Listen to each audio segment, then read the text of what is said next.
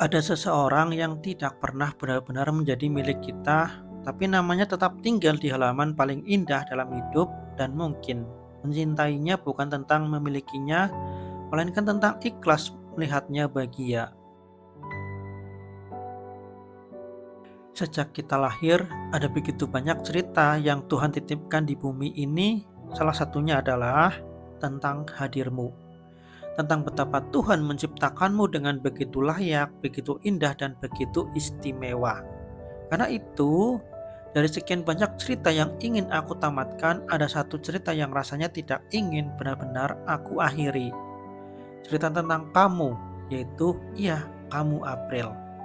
Aku ingin terus menyusuri makna dari setiap bagian tentangmu, bukan karena aku ingin memiliki akhir yang sempurna, tetapi karena cerita tentangmu pernah membuat hidupku terasa lebih berarti.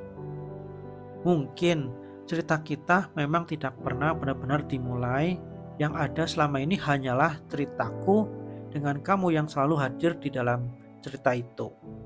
Kita seperti dua buku yang berada di rak yang sama. Aku menulismu dengan diksi yang indah, sementara kamu mungkin sedang membaca cerita dari buku yang lain. Dan tidak apa-apa, sebab di dalam ceritaku, kamu tetap menjadi seseorang yang istimewa, sangat istimewa.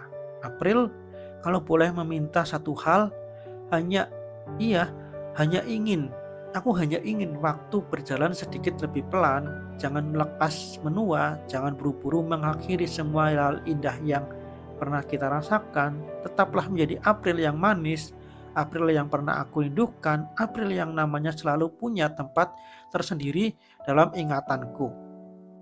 Karena pada akhirnya perihal April bukan hanya tentang seseorang yang ia adalah tentang jiwa, tentang bagaimana seseorang bisa hadir meninggalkan sesuatu yang berarti lalu perlahan mengajarkan kita untuk mengerti arti melepaskan. Dulu mungkin aku mengira bahwa ketika seseorang pergi berarti semuanya harus ikut berakhir, ternyata tidak. Ada cerita yang justru menjadi lebih indah ketika kita belajar menerimanya.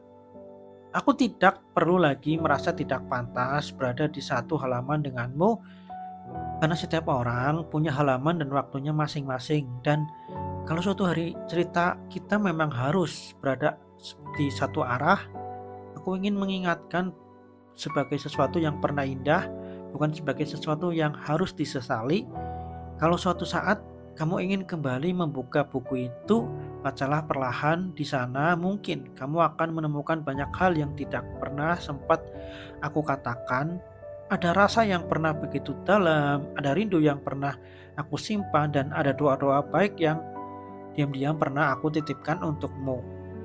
Tapi sekarang aku sudah bahagia dan aku berharap kamu juga begitu. Semoga April lekas pulih dari apapun yang sedang ia hadapi. Semoga langkahmu selalu dipertemukan dengan hal-hal baik. Dan semoga kalau suatu hari nanti kita bertemu kembali, kita bertemu sebagai dua orang yang sudah sama-sama damai. Dan saat kamu lelah dan rapuh, semoga ada pundak yang bisa kamu sandari, ada tangan yang tidak mudah melepaskanmu, ada seseorang yang memilih untuk tetap tinggal ketika keadaan tidak selalu sudah eh, mudah. Dan kalau ternyata orang itu bukan aku, tidak apa-apa. Aku tetap percaya bahagiamu adalah bagian dari doa yang pernah aku titipkan, karena pada akhirnya mencintai seseorang tidak selalu berarti harus memilikinya.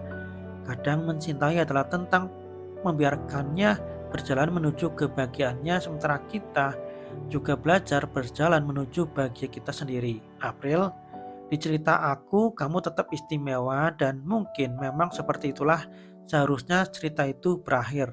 Bukan dengan kehilangan, tetapi dengan rasa syukur karena pernah saling hadir. Semoga kita sama-sama bahagia.